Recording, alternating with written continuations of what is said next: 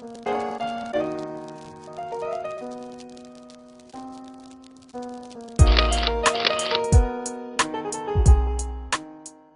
m'appelle Jean-Rémy Juglas, je suis formateur au centre Émile Picot pour tout ce qui est travaux électriques. Je m'appelle Paul Ferret, j'ai 27 ans.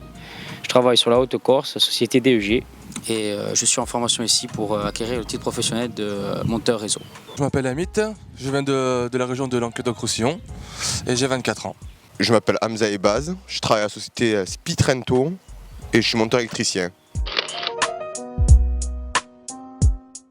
Ma formation consiste justement à acquérir ce titre professionnel de monteur réseau aéro-souterrain. Mon métier consiste à distribuer l'énergie électrique à travers soit les particuliers ou les entreprises. Nous sommes un passage clé justement pour la distribution envers ERDF. À dispenser un enseignement à des stagiaires pour qu'ils soient capables de réaliser des travaux d'ordre électrique dans différents types de formations, des formations lourdes de monteurs ou des formations plus spécifiques pour des travaux souterrains, des travaux sous tension, des travaux particuliers qui ont rapport à l'électricité en général.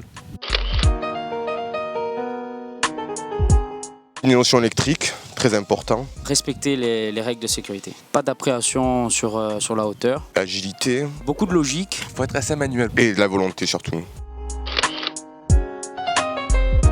Le fait de sortir, on a beaucoup de contacts justement avec les personnes, etc. Ce goût du risque. Savoir justement que c'est un moment clé, un passage clé pour la distribution électrique, c'est très important et c'est valorisant aussi. Oui, très, il faut faire attention à tout. Chaque moment qu'on prend est un risque. Il faut respecter les règles de sécurité à la lettre. Avoir beaucoup de contacts avec le monde électrique, c'est assez dangereux, donc du coup il faut être assez prudent sur ça.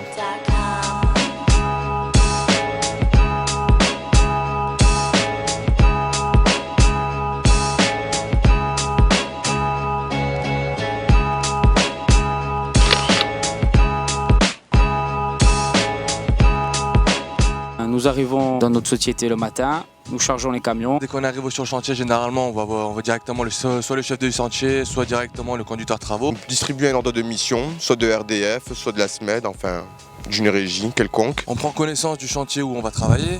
Juste avant ça, on va préparer le matériel pour récupérer directement sur notre fourgon. Nous partons sur site, mettons en place, nous rencontrons les agents d'EDF. En général, soit nous délivrent une consignation, une ATST, enfin un ordre de travail. Et puis à ce moment, on se met en place. Monter sur les poteaux. L'escalade. Le fait de travailler en hauteur. Le fait de sortir aussi, on bouge énormément. Être acrobate un peu.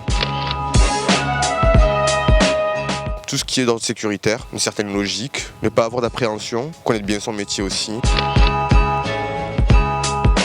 Formation pour les monteurs de réseau aéro-souterrain, c'est un titre professionnel national. Des contrats de professionnalisation la plupart du temps, une vingtaine de semaines réparties sur un an. De leur formation, ils soient capables d'effectuer toute une liste de tâches qui est référenciée par rapport à ce titre.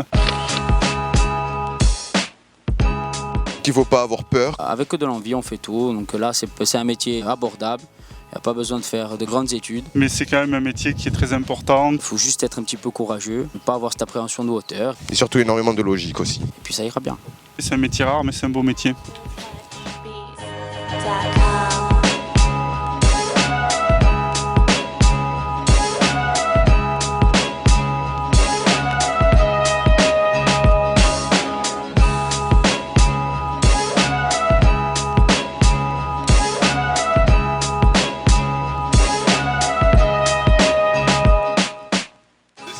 Ça fait chanteur.